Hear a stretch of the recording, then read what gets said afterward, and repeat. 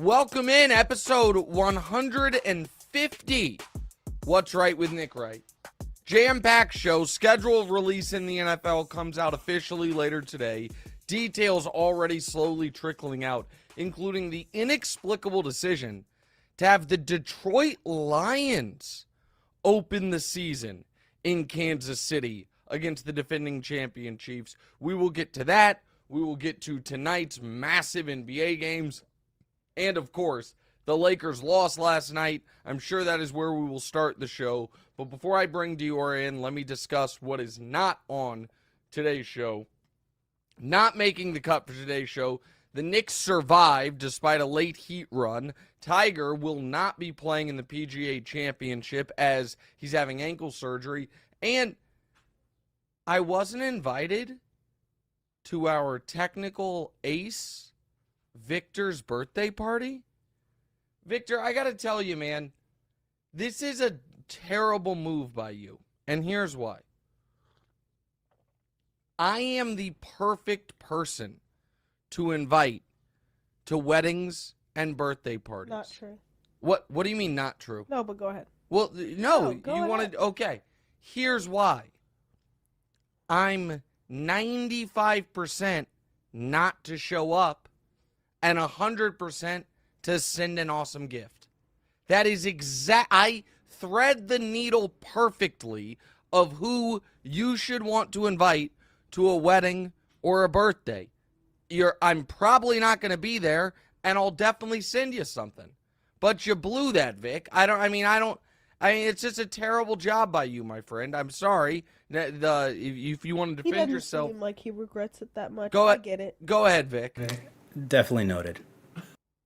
Noted. Exactly. Why do you disagree with me, Diorra, before we start the show? You're not the biggest party. Exactly. Exactly. You don't have to worry about me showing up, and I'll send you something awesome.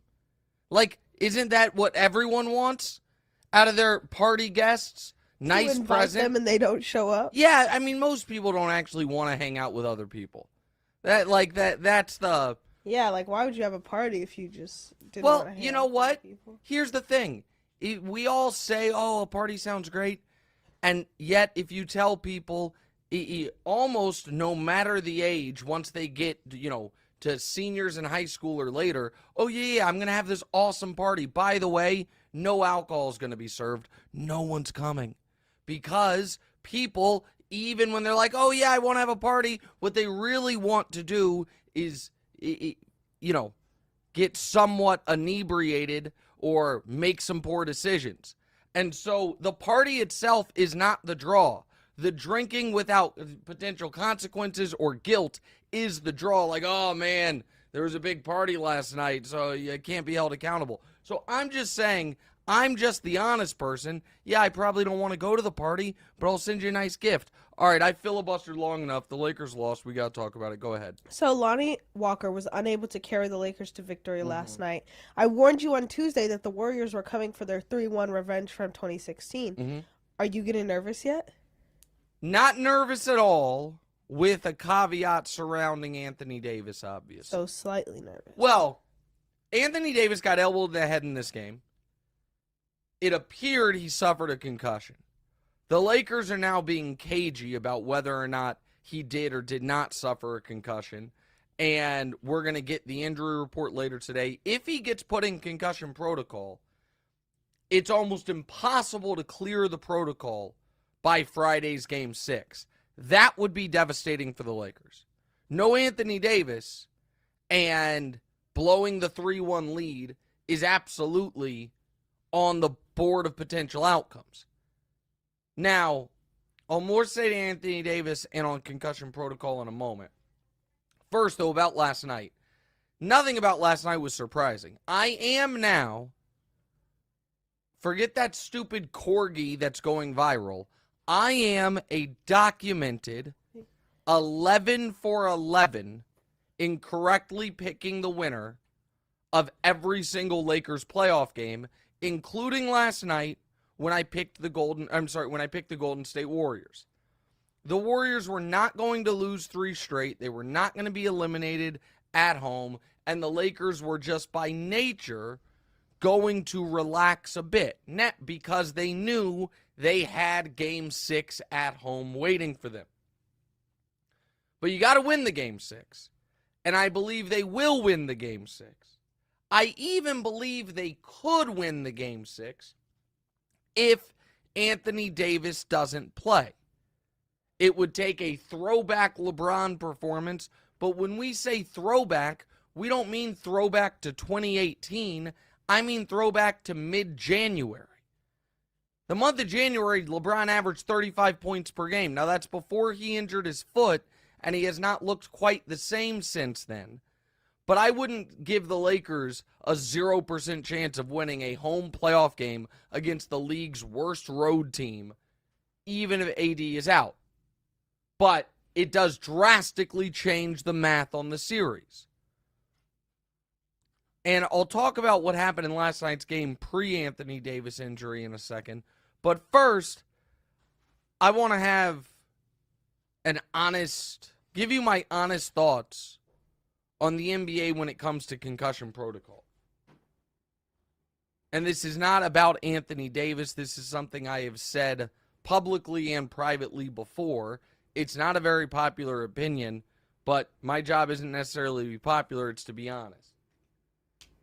Totally understand why football needs a strict and distinct concussion protocol. I get that. Hockey, sure. Those sports makes all the sense in the world. Basketball, in my opinion, is a little different. Why? It's still the same health for the players, though. But the risk of suffering another concussion is so much lower. Exponentially lower. Well, yeah, but also, I feel like, I guess so, yeah. I mean, it is almost impossible. It was really strict with volleyball, too. And well, volleyball's one. Oh, sure. So volleyball's, and I was including, the major American pro sports. No, I'm just saying, volleyball. A lot of sports have. Soccer have a lot of them. Because either you have, in soccer, it's the headers. Because I'm very concussion prone. I get the. Yeah. It's in volleyball, it's the trajectory of the ball. Football and hockey, they are physical, violent contact sports. Anyone that plays pro football for any amount of time, it is almost impossible to finish an NFL career and have never suffered a concussion. NBA guys can go a decade-long career and never suffer a concussion. So, because the risk profile is so different, I am, and again, I've said this before, this is not about the Lakers, it's not about Anthony Davis. I am okay with if a guy, once he is here, let me back up a bit. If they think you may have suffered a concussion in that game and they say you cannot return to that game, I'm totally fine with it. Even if the player's like, no, I'm good, I want to go, because there is the possibility that they are not of their right mind. They're not seeing clearly, they're not thinking clearly, any of those things. But once we are a day removed, if a player has all his faculties about him and is told in basketball, listen, you suffered a concussion, you're not exhibiting any symptoms, you feel fine. However, if you were to go play and you were to suffer another concussion in such a short window of time, the damage could be terrible. I am okay with that player saying, I hear you, I understand that, I am choosing to play. Just like I'm okay with rock climbers. They say, oh my goodness, this is incredibly dangerous. And it says, okay, I hear you, I am making the choice. It is trickier in sports where concussions are part and parcel with the sport, almost the cost of doing business. But in basketball, they are so rare that I I am okay, and I know some doctors out there probably hate hearing me say this, and they vehemently disagree. So be it. I am okay with if somebody says, all right, I understand the cost-benefit analysis. I've done the, risk profile of this. I am comfortable taking that risk because I want to try to win a championship, because I want to keep playing. And so I don't know what's going to happen with Anthony Davis. Now, if he plays, there were some things last night that make me even more optimistic about the Lakers' chances. The Warriors were absolutely lights out from three in the first quarter of that game, and they could not separate. The Lakers had found a way for large parts of that game to score effectively, efficiently, and somewhat easily on that Warriors defense. And it was a 3-point game with a minute left in the first half. The very end of the first half was brutal. The Lakers then cut it to 7, cut it to 8, cut it to 9. Then AD goes out with an injury, and the wind is out of the sails. And so nothing from yesterday's game makes me feel like, oh, the Warriors solved the problems the Lakers present to them. And I know Steve Kerr has talked about wanting to wear down LeBron and Anthony Davis. Well, that knife cuts both ways, because you absolutely run the risk of wearing down Steph Curry, the smallest guy out there that has the ball in his hands all the time.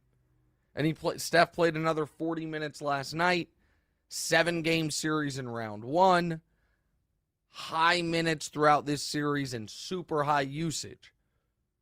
Now, speaking of Steve, the other noteworthy thing about last night's game is the referees basically decided we're going to let them both sides play with reckless abandon. That obviously impacts the Lakers far more than it impacts the Warriors because of their styles of play. And because Draymond, if you give him that latitude, will, to his credit, take as much advantage of it as is possible. I do think Steve Kerr had a little gamesmanship when he was whining about the alleged flopping on what were clear and obvious illegal screens. And I think that he got a very favorable whistle yesterday, but that is part of playoff basketball. Part of playoff basketball is working the refs, setting the narratives, and getting a favorable whistle at home. And so we'll see what it looks like in Game 6. I'm gonna guess Anthony Davis is gonna play, and if AD plays, the Lakers win. If he doesn't play, it's gonna take a 35, 10, and 10 from LeBron, which would be an epic performance, but that is obviously a lot to ask of a guy in year 20 at age 38. Next. The Celtics are on the verge of collapse. No amount of DeMonte's tweets can save them now. Are the Celtics cooked, or do you think Doc has one more collapse left in him? Well, I don't think the Celtics are cooked, but they're in real trouble. It is in play that the Celtics come back, that Harden has back-to-back brutal games or just one brutal game, that Embiid doesn't play well, and the Sixers blow a 3-2 lead. I'm not going to act like this series is over at 3-2. What I will act like is this, though. The amount of respect the Celtics have gotten, despite not looking great, like truly great, in more than a month, is baffling to me. They are a poorly coached team that for 2 straight years has been bad in clutch situations, whose second star in Jaylen Brown seems to be going through his own stuff. You don't know if you're going to get start to finish good performances from Jason Tatum. In 2 of the last 3 games, or back-to-back games or 2 of the last 3, I'm not sure. He's the first quarter plus of the game. Hasn't made a shot. And Philly, on the other hand, has been the best team in the league from a record standpoint since the middle of December. The best team in the league since the All-Star break. They have the league MVP. Harden has played a few of his best playoff games in years, including 2 of his best playoff games ever. In this series, they are a deep team, and no one wants to believe in them. It was legitimately surprising to me how many people who voted for Joel Embiid for league MVP did so evidently believing that he was not going to play anything like an MVP once the playoffs started. And he was excellent in Game 5. He was very good until the very end of Game 6. And sorry, I'm trying to help your mic, Diorra. I had the excellent until the very end of Game 4, I should say. But then Al Horford started giving him real trouble. And this is setting up very nicely for Philly, which the only team left in the playoffs that has home court over Philly is Boston. So if Philly wins, they have home court in the conference finals against almost assuredly the Heat, maybe the Knicks, but they'd have home court either way, and then home court against anyone that comes out of the West. And Embiid's knee is looking stronger. This is setting up very well for them, which is why, if they were to lose these 2 games, it is a devastating blow that we talk legacy. Joel Embiid, currently the only MVP in league history to have never made a conference finals. He can change that tonight, but if they lose tonight and then lose a Game 7, some tough questions to answer in Philly. Flip side, if the Celtics get bounced in round 2, major changes are coming to that team. The head coach probably isn't going to be back. They didn't ever really even want that guy. I mean, that was a kind of break glass in case of emergency situation for their head coach. Jaylen Brown made all NBA, so they can give him the Supermax, but he sure doesn't seem to want to be a Celtic. And for the Celtics, over the last 7 years, when they have had minimal expectations, they have far exceeded them. And when they have had big expectations, they have fallen short. I'll do this off the top of my head, but the Celtics dating back to 2017, they have little Isaiah Thomas, Jaylen Brown's a rookie, Jason Tatum's not even there yet, and they find themselves in the conference finals, where they, of course, get rolled by LeBron. 2018, big-time expectations. They draft Tatum. They trade for Kyrie. They sign Gordon Hayward. Gordon Hayward breaks his leg in Game 1. Kyrie then gets hurt late in the year. Going into the playoffs, they're seemingly without their 2 best players, minimal expectations. They find themselves in the conference finals again against LeBron, up 3-2. LeBron has 2 magnificent games, and they lose. But still, everything's looking up. 2019, they are the overwhelming favorites in the Eastern Conference. They flame out in round 2, 4 straight losses to Milwaukee. Kyrie's a disaster. They go nowhere, essentially. So that's 2 conference finals, 17 and 18. 19 doesn't work out for them. 2020, what was 2020? Oh, and 2020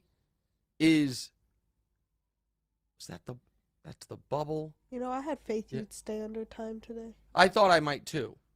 But I got to remember what the Celtics did in 2020. Because 2021, they lost to the Nets. 2022, they get all the way to the finals. And then this year, they were damn near a pick 'em against the field to win the title 2 weeks ago. And now they could be home after round 2. And significant changes would be on the way if that were to happen. I think it does happen. I think Philly wins tonight. Next. Okay, the Suns are on life support after getting blown out again in Denver. You've always been a Jokic hater, but if he beats KD and Booker, are you officially a Joker guy? Listen, he's been outstanding. And I have not been I've not been a Jokic hater. I have been kind of been a a hater. skeptic, and I did not think he deserved the 2 MVPs he won. Haters now, are skeptic oddly, people. had he not won those 2 MVPs, I would have been okay with him winning this year, but he certainly shouldn't win 3 straight. But he's been awesome. And the Nuggets look really good. I know the Suns are favored tonight. I really like Denver tonight. I think Denver goes to Phoenix and wins. I think Denver is clearly the better team. They are the deeper team. And Phoenix, they were getting nothing out of their bench, so they started playing different bench guys. But you see why Terrence Ross and TJ Warren weren't playing earlier, because while they give you a bit of a threat offensively, defensively, they bring nothing to the table. And you can't play competent playoff defense with those guys getting significant minutes. That right now the Suns, not to mention Shamet and others, the Suns are a 2-man team. There is not a single player, now that Chris Paul's hurt, on the Suns, other than Booker and Durant, that would crack the Nuggets rotation. Jokic, Booker, and Durant are the 3 best players in this series. The next 7 guys are all Nuggets.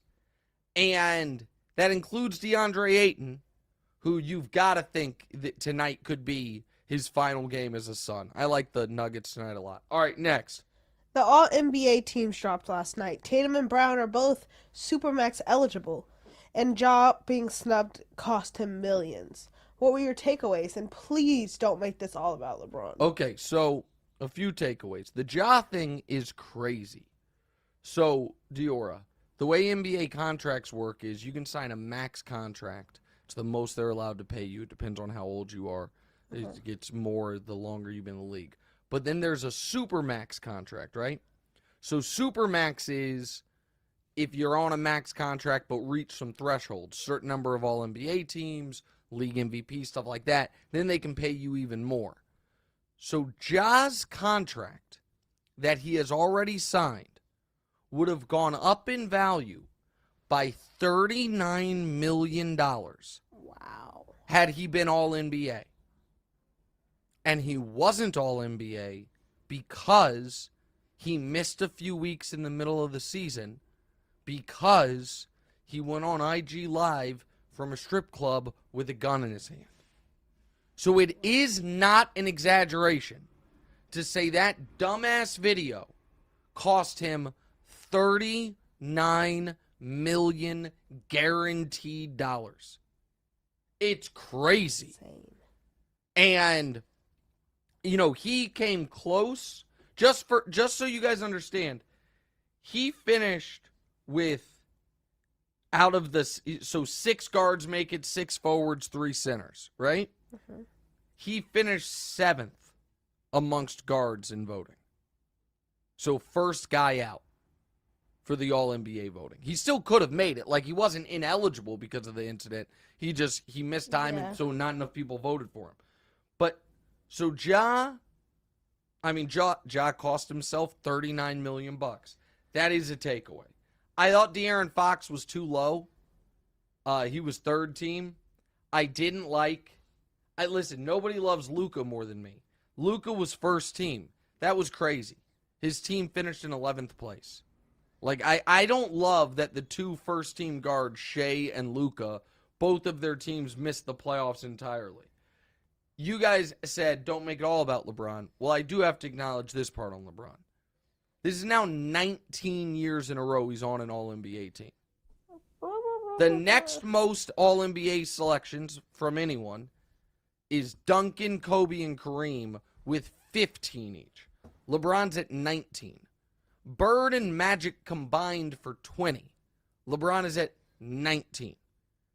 And however, what is interesting is LeBron got the least amount of votes of anyone that made any of the teams. So he came in 15th out of the 15 guys that make it.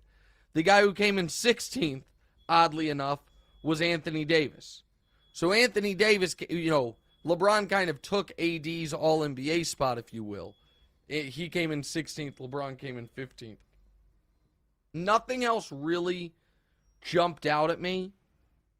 I think it is interesting looking at the playoffs this year that Booker missed, but it's because he missed time, but he's been unbelievable. Giannis was unanimous, first team, which I found noteworthy. Embiid getting his first ever first team. Giannis, Tatum, and Embiid were pretty clear-cut to me, your 3 forward spots.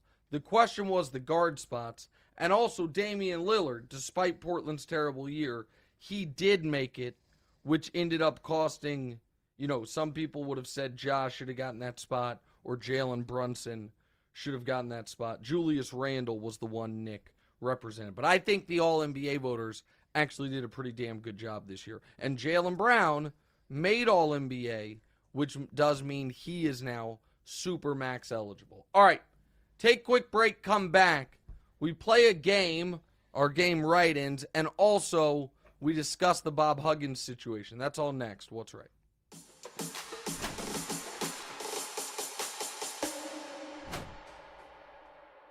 Welcome back, episode 150. Oh, I didn't even interrupt you that time. Good job. Good welcome back there. I am going to jump in right here. We have you can do it for the C block and I won't ruin it. But I need to give an important disclaimer here. So, we're going to have some fun and play a game in a few minutes. But legendary college basketball coach Bob Huggins has been suspended, had a salary cut $1 million, and is going to have to undergo sensitivity training and some other things because he repeatedly uttered the worst homophobic slur that exists while joking around on what I can only describe as what must be one of the worst radio shows in America. And I was debating how I wanted to discuss this because I think it is actually, there is a larger discussion to be had. But I think it is important to hear exactly what he said in the full context of what he said. So, we are going to play about 45 seconds of Bob Huggins' audio exactly at how it aired on the radio station WLWAM. So there is not going to be any beeps here.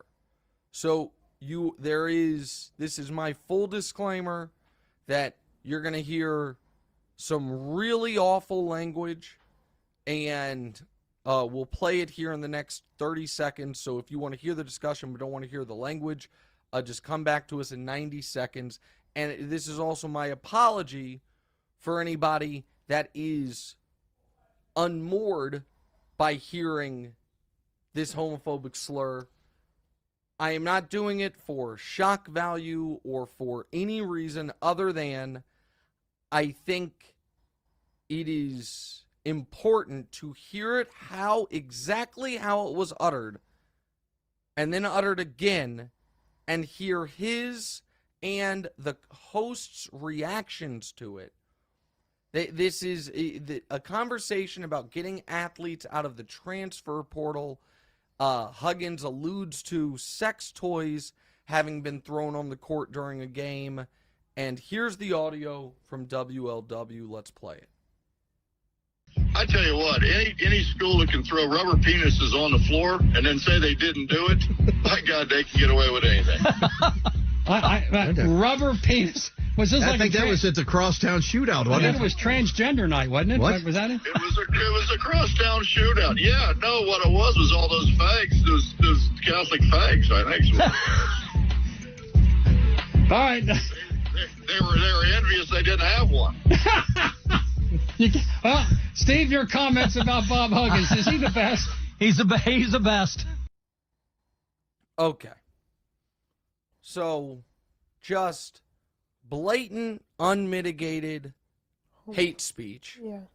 with a little, from one of the hosts, transphobia dropped in there for like no reason. For no like, it's reason. Just, like, I mean, came just, out of just a nowhere. total non sequitur, right? And then everybody yucking it up. Everybody laughing. And right after he said it, the like moment of silence and like that awkward laugh moment, because they like didn't know what to do, but at the same time, it's kind of like. But then they immediately said Hugs Exactly. is the best. Exactly. Hugs is he speaks his mind, tells it like it is. He's the best. So, there's a few branches of this tree. The first one is this. Him not being fired for this is horrifying. So, just the other day, there's a baseball game in Kansas City. Mhm. And did you see this, Diorra? The I've Negro heard about League? it. Okay, so baseball game in Kansas City, an announcer says, had an amazing time today, ate Arthur Bryant, and got a tour. And he didn't say Negro League Museum. He said the N-word, League Museum. Oh, wow. That, to me, is far different than this. Because the reason I bring that up is, I am not saying there are certain things that no matter the context, no matter anything, if you say it, you're axed, you're done. The N-word is probably the most hurtful word in the English language because there is some,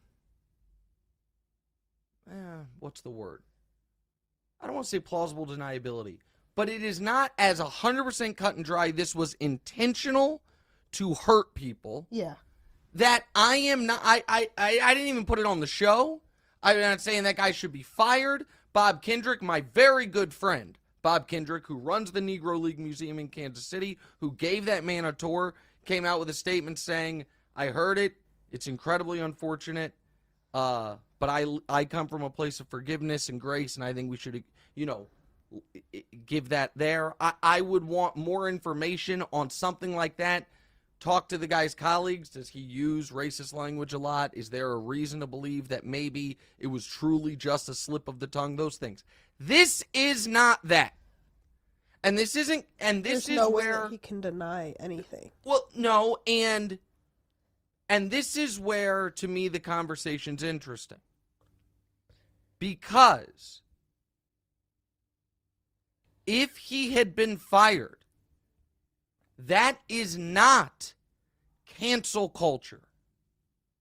That is accountability. That is there being repercussions for your actions and your choices.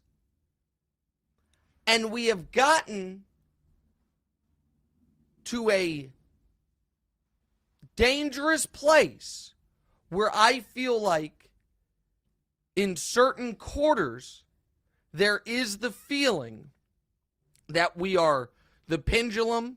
I think some people feel like the pendulum swung too far in the PC direction.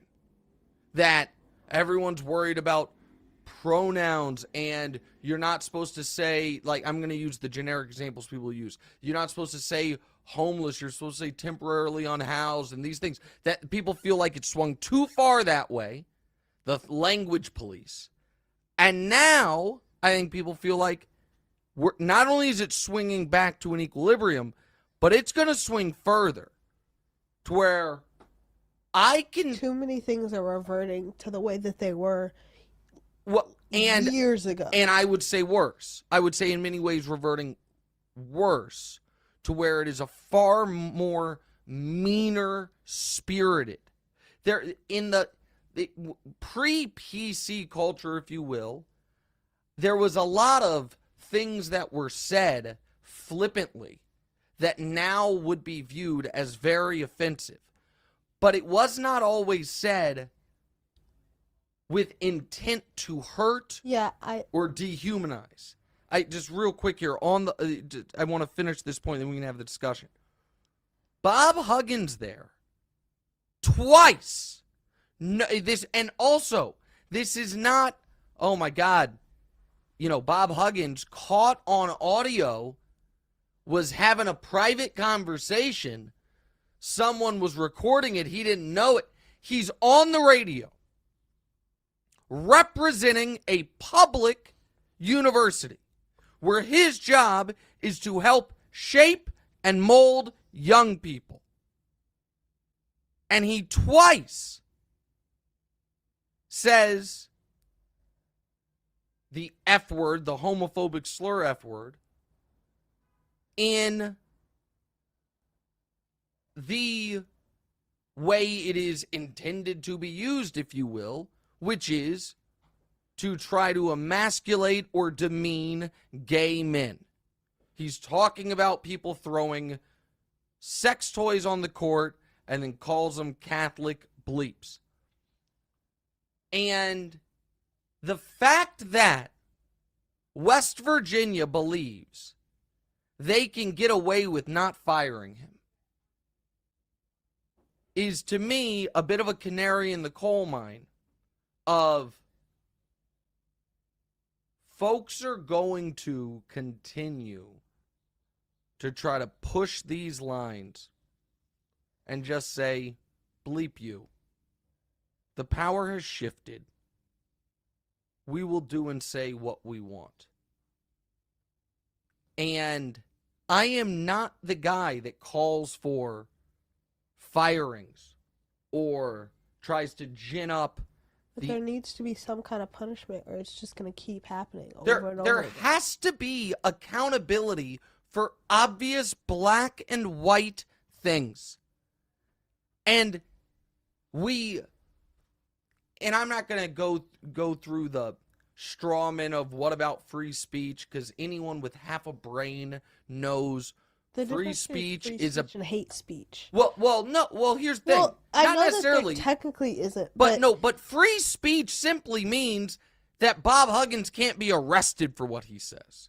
Yeah. All that free speech means is the government cannot penalize or imprison you for what you say as long as it is not inciting violence. That is free speech. Free speech is not freedom of consequences for anything you say. And the idea that you could be, he's the highest or second highest paid public employee in the state of West Virginia. The only person who makes more is the head football coach. The idea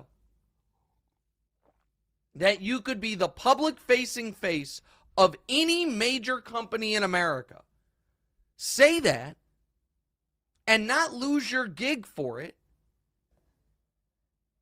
is unnerving to me. And listen, I am on live television 10 hours a week. I do this live. Trust me, I am always anxious about the fact that it takes one bad moment to potentially wreck everything I've worked for my entire life. But this wasn't a bad moment. This was an intentional punchline of a joke said twice. This wasn't a whoopsies. Right. It wasn't a mistake. He said it with his chest. It was to elicit the exact response he got. Giggles from those clowns. And if people think I'm being too hard on the radio hosts, I did live radio for a decade.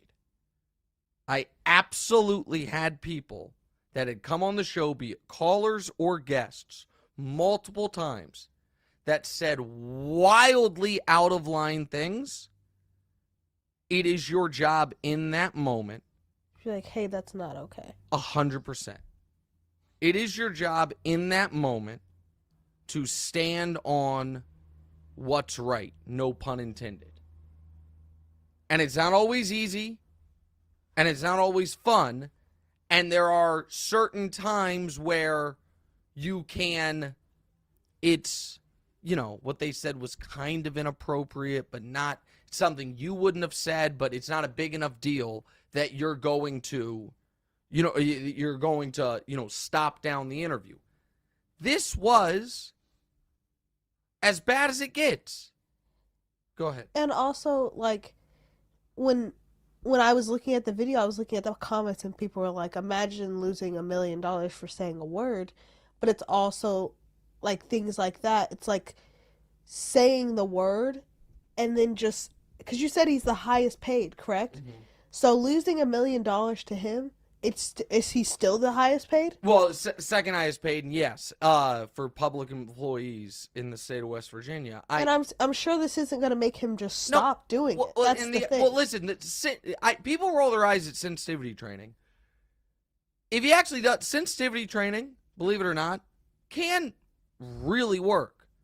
I think most people that throw around that slur, the F word slur, the moment they go to a seminar or something and hear the firsthand accounts from multiple gay men about how this was what I heard being yelled at me when I was in junior high school and high school getting beat up, this was what was said while people were attacking me because of who I am, which is talk to any gay man above the age of 30 and ask them if that word has been hurled at them in the midst of physical violence. My guess is 8 out of 10 are going to tell you yes. If you have any type of conscience, hearing that can change your behavior. But that does not mean there should not be true repercussions for that behavior. And when people are like, oh, losing $1 million for a word. Guys, words are, for the vast majority of us, the most powerful thing we have. Most of us do not fight, do not shoot, do not stab. The most powerful vehicle we have to cause joy or pain in another human being, for the vast majority of us, is our words. The messages we send. And the idea that, oh, you shouldn't lose your job, then what the should you lose your job for? And if you're West Virginia, and this is the tricky part, you are setting yourself up to be such a laughingstock. Because here's the fact of the matter. If West Virginia, when he comes back from his suspension, loses 10 straight basketball games, he will be fired. So don't act like there's nothing you'll fire him for. And here's the other thing. If he used, in the same type of joking manner, whatever it is, the N-word there, he would have been fired, I believe. Because can't effectively coach college basketball, and everybody knows you're a racist. But because West Virginia determined, do we think we have any gay guys on the team? Do we think no, this it doesn't affect anyone? right? Like, it's not going to affect his ability to recruit. That's what it's people not think. Right. And so it is because he singled out a marginalized group that West Virginia decided was not important enough to what he does to have a real significant impact. And by the way, I'll say this. I'm 38 years old, okay? I graduated high school in 2003. I was in college 03 to 07. Absolutely, I have on my record throwing around gay and even that word while joking with my high school buddies and probably, if I'm being honest, my college buddies. And I can say is a different time. Wasn't that different of a time? 20 years ago. Not something I'm proud of, but I became more aware of the impact of it, grew up, matured, and not anywhere in my vernacular. Bob Huggins is a 60-something-year-old grown-ass man doing this publicly for laughs. It's shameful behavior. All right, you want to try to have some fun before we get to listener questions and comments? Yeah. Let's Look turn what the I made. page. What game are we playing? Oh, you got the whiteboards? I got the whiteboards. Wow. DeMonte always stunk at the whiteboards. Oh, look. Look at what do you look at first of all, look at the image. Diorra wrote something nice on our whiteboards. It says, "Let's play a game of Wright-Ins." Thank you, Scoot. All right, let me have the marker and then go ahead and ask the first question. Okay. You're a SB champion. Super Bowl. SB means Super Bowl. Go ahead. Like I can't. Goodness. Okay. Your Super Bowl champion Chiefs will open the season on Thursday night at home against the Lions. The spread should be blank. All right, I'm going to should be will be this. It should be 9.5. It will be 7.5. And I wonder, you know what, I said it will be. I wonder if that line is out. Now that there's, let me just see if they gave us if the line's anywhere. So 6.5. Oh, the disrespect. Already disrespecting the Chiefs. 6.5. Okay, let's lay the wood right now. 6.5. Give me a break. So on a neutral site, the Chiefs are only 3.5 points better than the Lions and Jared Goff.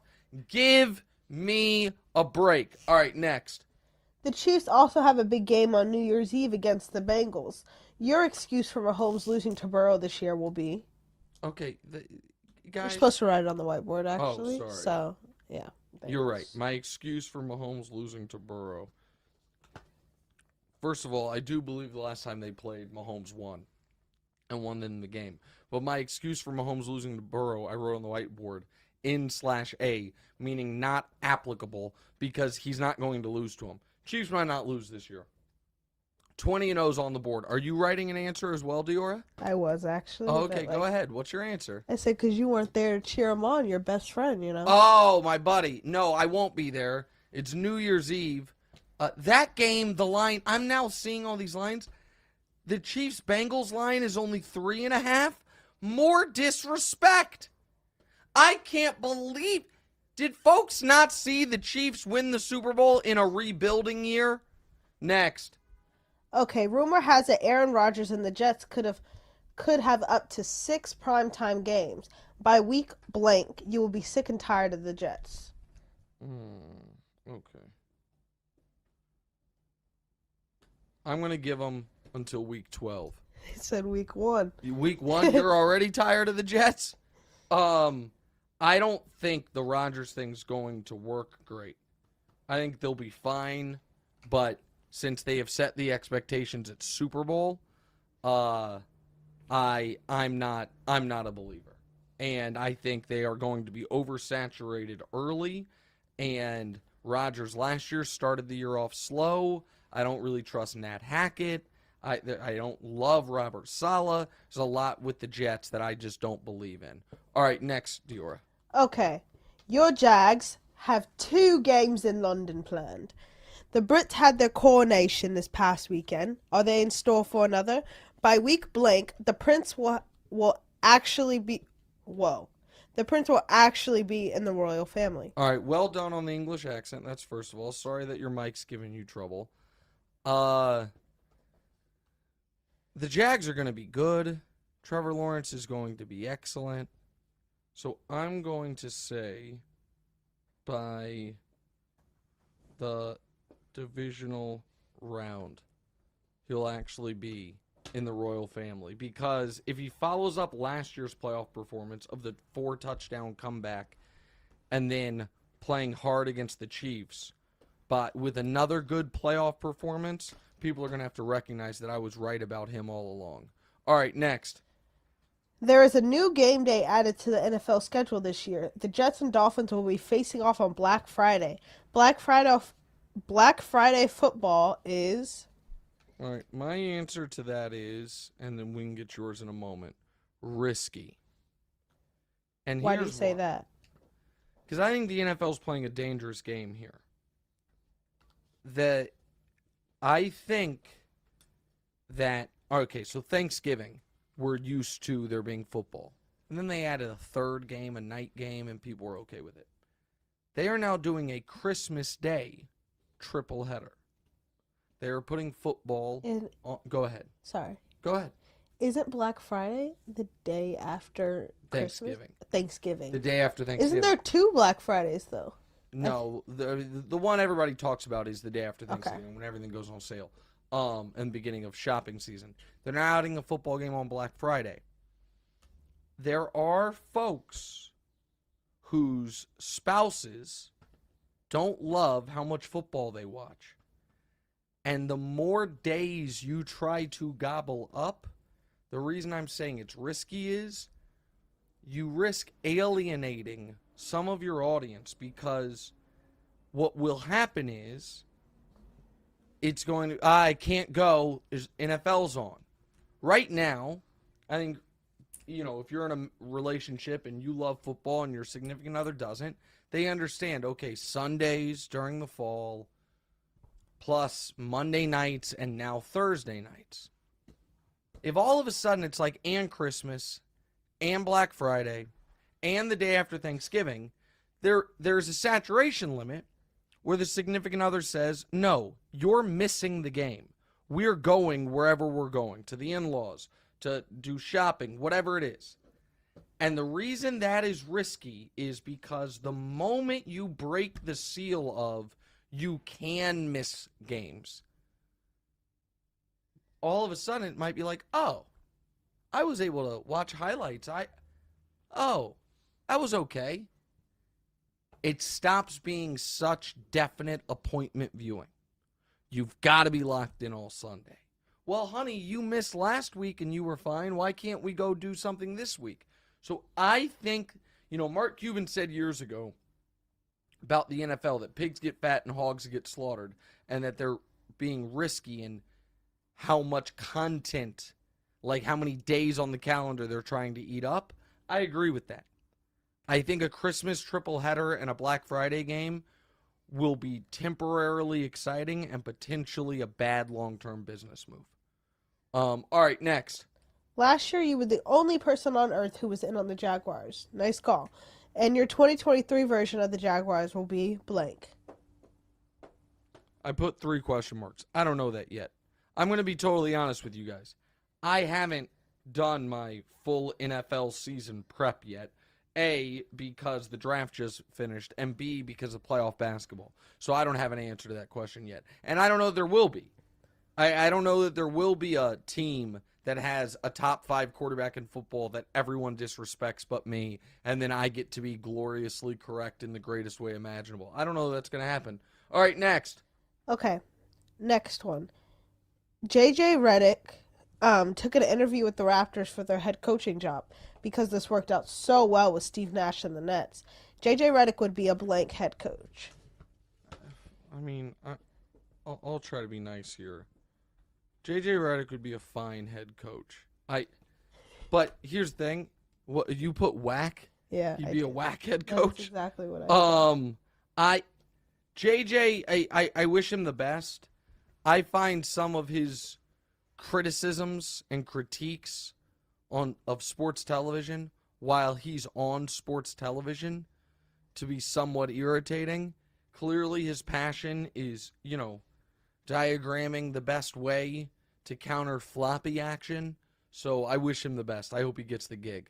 All right, and last, what's the last one? Congratulations, you made it to 150 shows, and that seems like sort of a milestone, right? Your favorite moment of the first 150 shows was? Well, this one's hard because there's so many of my favorite. So I can't write them all down, but I'm thinking of them right now. So the most significant moment was the Lil Wayne interview. The Deanna yawning compilation when she hosted with me in LA was outstanding. Your mom's first appearance where she says, "My heart's beating out of my body," that line is an all-timer. DeMonze, learning how sports betting worked and then having real NFL gambling takes, and you last week when we were going back and forth on stuff. Those are my 5 favorite moments. So I don't have a singular favorite moment, but those are my 5 favorite moments. What did you write? Go ahead. When we talked about Dexter. That's your favorite moment. Yeah, that was mine with you. The Dexter Westminster stuff. That was fun going back and forth. All right, quick break. Read your listener questions next. What's right?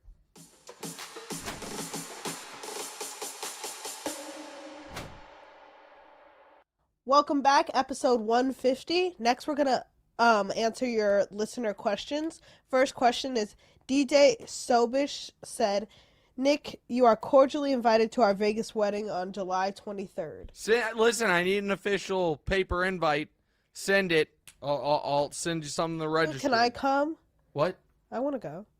You want to go? You want to be my date to this guy's wedding? Didn't I just say I don't actually go to these things? But it is. I had to cough too. It is Vegas. DJ, send me the invite. I'll send you something. Go ahead, next. Dalton Pope said, Nick, sorry.